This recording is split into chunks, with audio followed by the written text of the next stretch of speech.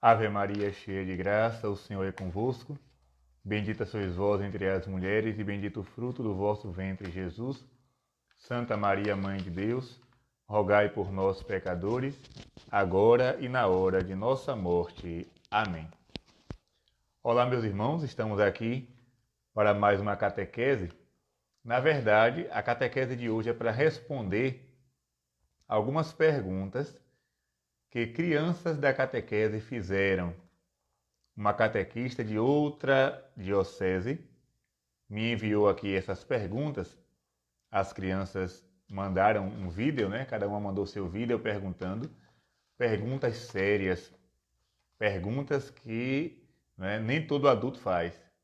E as crianças da catequese perguntaram e eu vou responder para elas, mas também eu tive esse desejo de gravar para todo mundo, não é? Fazer uma catequese ao vivo, porque eu vou responder para as crianças, porém, muitas perguntas que estão aqui pode ser também uma dúvida da sua parte. Você pode também, né, se questionar do mesmo jeito que as crianças estão se questionando. Então vai, primeira pergunta. Gabriele. A Gabriele diz assim: Padre, o livro do Êxodo diz para guardar o sábado. E por que nós, cristãos, guardamos o domingo? Olha que pergunta boa. Então, Gabriele, primeira coisa, a Sagrada Escritura ela é dividida entre Antigo Testamento e Novo Testamento. Alguns não gostam de chamar Antigo, gostam de chamar Primeiro e Segundo Testamento. Seja lá como for, a história foi dividida entre o antes de Cristo e o depois de Cristo. Veja bem, de fato, se você observar o Antigo Testamento, em diversos lugares, em diversas passagens, Deus vai mandar guardar o sábado. Por quê? Porque o sábado é o dia do descanso do Senhor, né? É um dia consagrado, ou melhor, era um dia consagrado. E as pessoas que violavam o sábado cometiam um grande pecado. Porém, com Jesus Cristo trouxe para nós uma nova lei, uma nova aliança. Quem está falando isso aqui não é o Padre Gabriel, mas é o próprio Jesus que disse no Evangelho.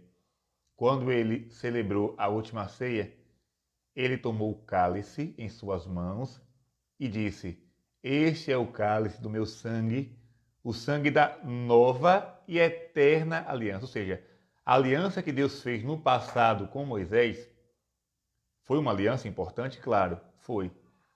Porém, Jesus, sendo Deus, sendo ele a segunda pessoa da Trindade, ele instaura uma nova e eterna aliança.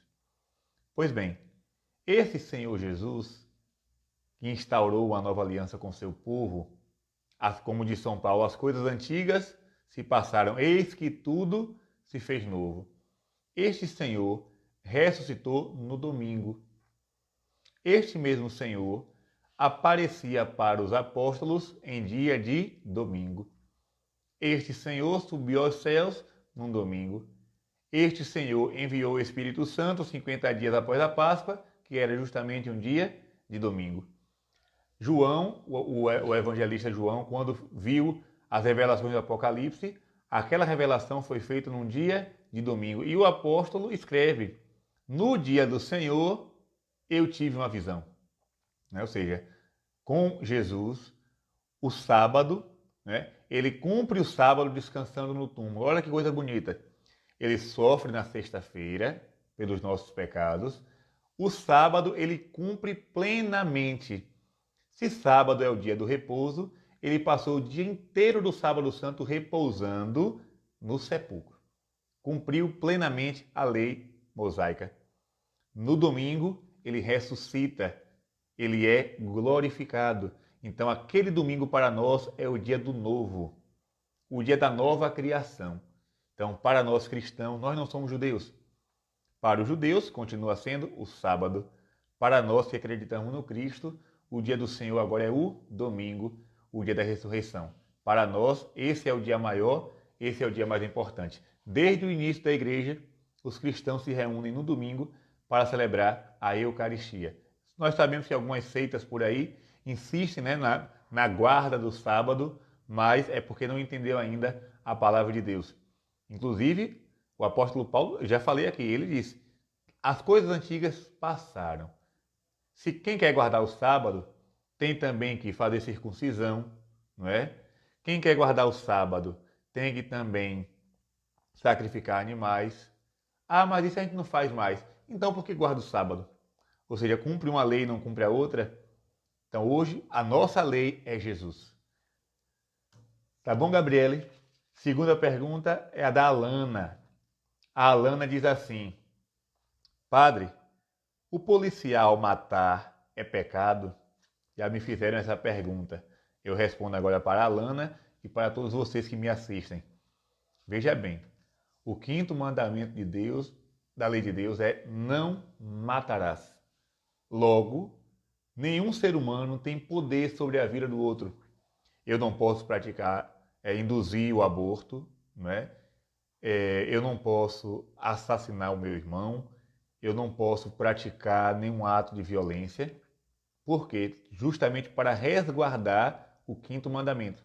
Porém, atenção, existe na doutrina da igreja aquilo que nós chamamos de legítima defesa. Atenção. Legítima defesa. O que é legítima defesa? É quando você é atacado e para não morrer você se defende. E essa defesa pode resultar na morte. Por exemplo, digamos que eu estou em casa e um ladrão tenta invadir minha casa. Só que na minha casa tem criança, na minha casa tem mulheres, na minha casa tem pessoas idosas.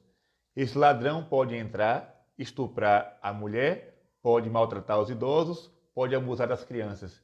Então, e pode me matar. Então, para que não aconteça uma tragédia, eu posso me defender, não é? Então, essa legítima defesa que o policial normalmente faz pode resultar na morte. Então, assim, matar sempre será um pecado. Porém, quando é para se defender, a gravidade ela diminui. Então, o trabalho do policial, o policial cristão, ele tem essa grande dificuldade, não é? Ele deve ser cristão e cumprir bem o seu papel. Então, o que é que ele pode fazer? O que é que ele vai fazer? Ele vai fazer de tudo para não tirar a vida de ninguém, mas só em casos extremos, quando é para se defender ou para defender alguém, né? Por exemplo, naquele caso lá no Rio de Janeiro, um rapaz fez de refém todo mundo que estava dentro do ônibus e um policial, chamado atirador de elite, teve que tirar a vida daquele rapaz para que 30 e tantas pessoas que estavam dentro do ônibus fossem salvas. Então, nesse caso aí, a igreja não é que ela recomenda, mas ela vê como algo com uma gravidade menor. Essa foi a pergunta da Alana. Agora eu vou responder a pergunta do Lucas. O Lucas pergunta: qual dia não pode faltar a missa? É simples, Lucas. Terceiro mandamento da lei de Deus, não é? Para nós católicos, guardar domingos e dia de festa. Ou seja, se eu faltei a missa da terça-feira, não chega a ser um pecado. Se eu faltei a missa da quarta, da sexta, não chega a ser um pecado. Mas quando eu falto a missa dominical, dia do Senhor, aí sim eu peco. Por quê? Porque o mandamento da lei de Deus é guardar o domingo. Então, se eu não cumprir o mandamento, eu cometi um pecado. Então, o dia do Senhor, o domingo, a primeira coisa que um cristão faz é santificar, participando da Eucaristia, participando da missa. Então, eu vou à missa dominical. Ao sair da missa, eu posso me divertir com meus amigos, eu posso ir num churrasco, eu posso ir numa festa sadia, eu posso ir na praia, eu posso ir no parque de diversão, no zoológico, posso passar o dia com a minha família, posso dormir, né? Coisa boa é dormir. Mas, Lucas, o dia do domingo, a primeira coisa é santificar, né? É participar da ceia do Senhor, participar da Divina Eucaristia, do Santo Sacrifício de Jesus por nós. E também o dia de festa, ou seja, dia da Imaculada Conceição, Corpus Christi, quarta-feira de cinzas, não é?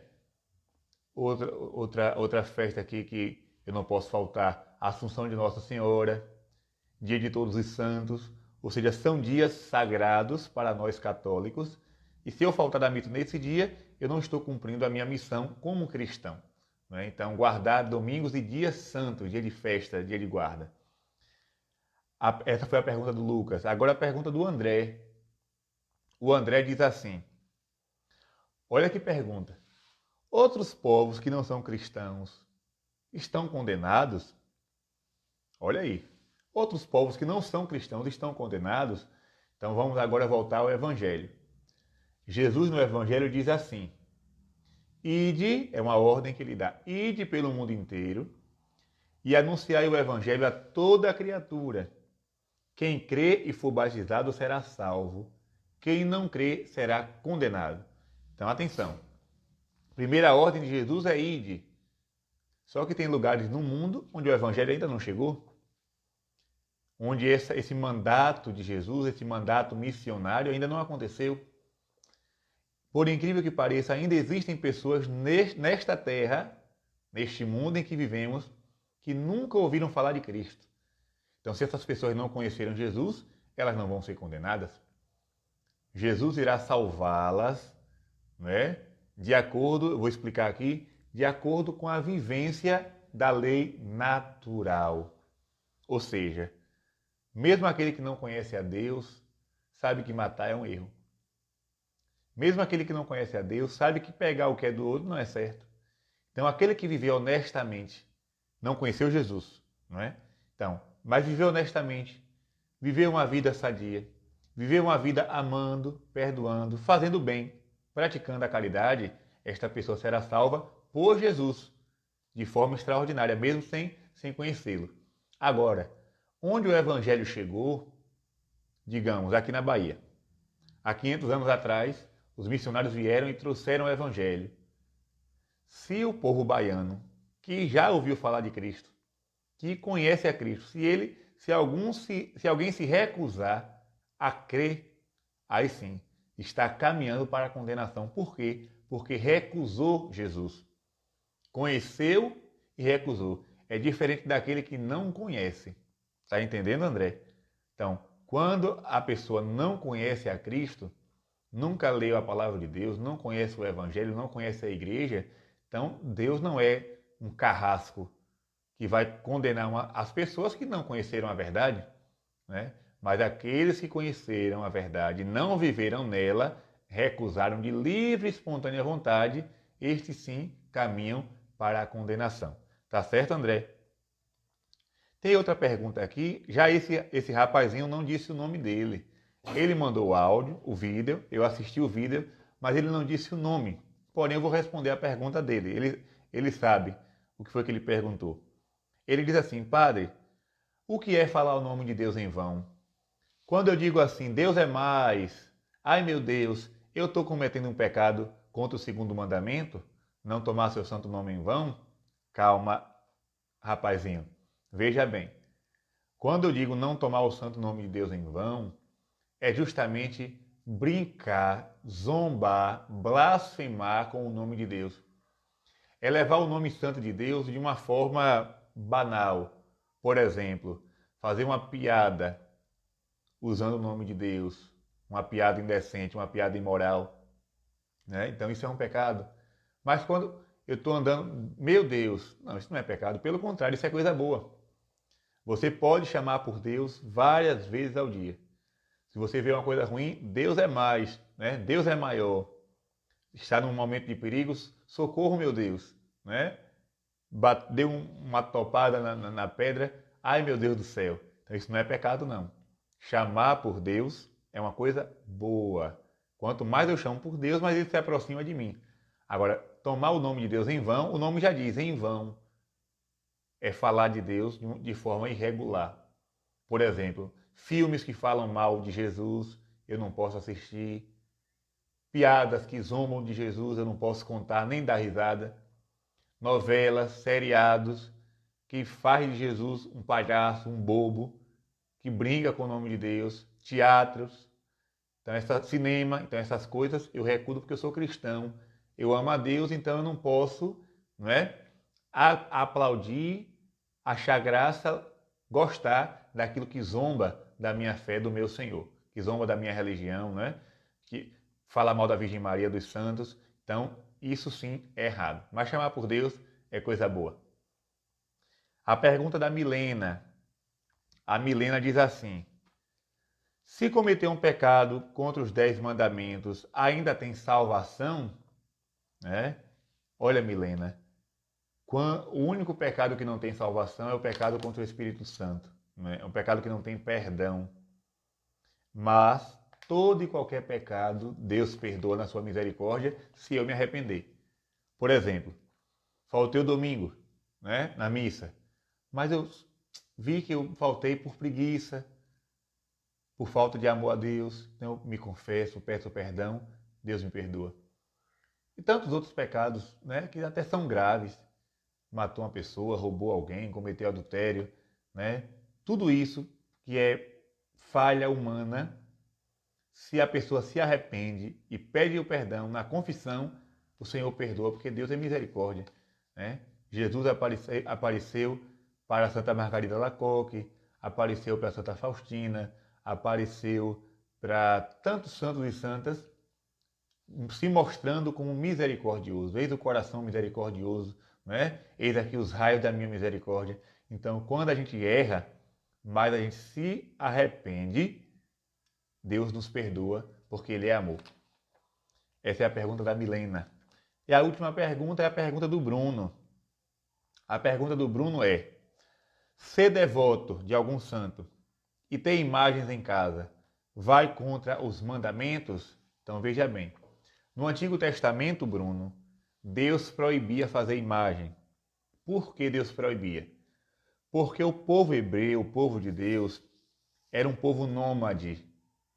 Estava aqui, daqui a pouco ia para outro lugar, daqui a pouco se mudava novamente, era como um cigano, né? E eles peregrinavam no meio de outros povos. E cada povo, cada raça tinha o seu Deus inventado, o seu ídolo. Era um boneco, era uma estátua de um bezerro, era, né? Tanta coisa que o povo fazia e dizia: esse é o nosso Deus. Então Deus dizia, Êxodo capítulo 20, não farás nenhuma imagem, nenhuma escultura do que há no céu, do que há na terra, do que existe abaixo da terra, do que existe nas águas. Por quê? Porque eu sou o único Deus e vocês nunca me viram. Se vocês nunca me viram e eu sou o único Deus, tudo aquilo que vocês fizerem para me representar vai ser um ídolo. Tá entendendo? Imagine, se eu disser para você assim, desenhe, Bruno, se eu disser para você, desenhe uma casa, você vai desenhar uma casa porque você sabe o que é uma casa. Mas se eu disser para você, deixa eu falar uma palavra aqui, uma palavra bem nordestina, desenhe uma caruara. O que é uma caruara? Então você vai inventar. E aquilo não vai ser uma caruara de verdade, né? Porque você nunca viu. Então Deus proibia fazer qualquer tipo de imagem, de escultura, porque ninguém viu a Deus para fazer imagem dele. Então, no Antigo Testamento existe uma condenação para os ídolos. Porém, no mesmo Antigo Testamento, Deus manda fazer imagens. De ídolos, não. Manda fazer imagem de anjos, manda fazer imagem de animais. Para quê? Para decorar o templo. O primeiro templo de Salomão era decorado com muitos anjos, de madeira, de ouro. A Arca da Aliança, onde Deus se revelava, tinha imagens, né?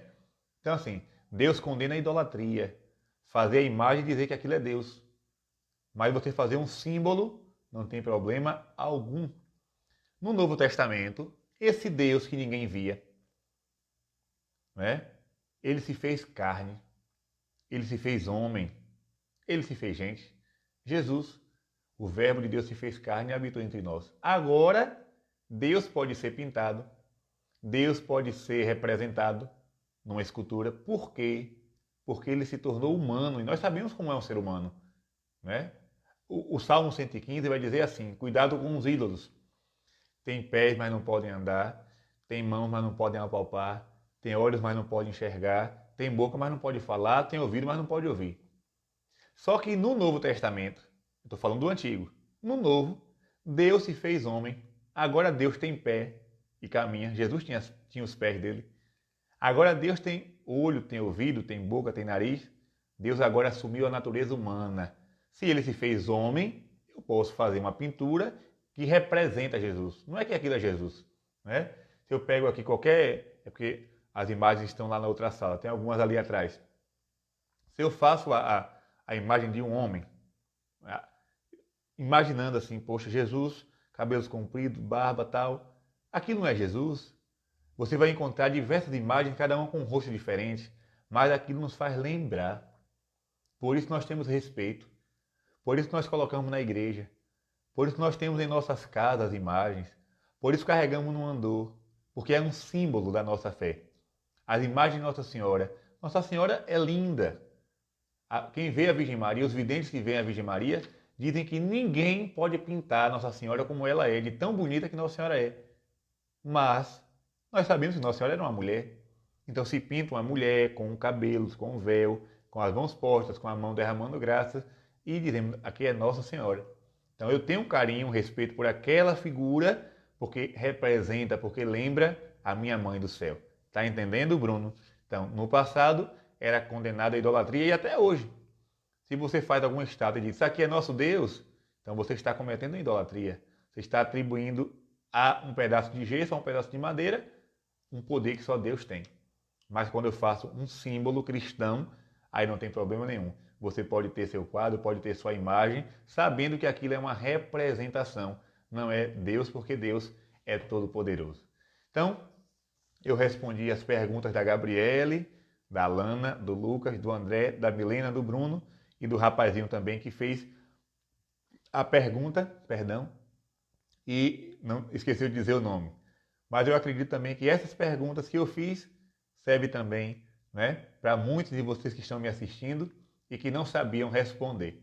Então, se quiserem repetir a catequese vai ficar aí gravada, você pode novamente voltar, né, para o começo e escutar todas as perguntas e respostas que foram feitas aqui agora. Deus abençoe você que está me assistindo, Deus abençoe as crianças da catequese que fizeram essas perguntas, em nome do Pai, e do Filho, e do Espírito Santo. Amém.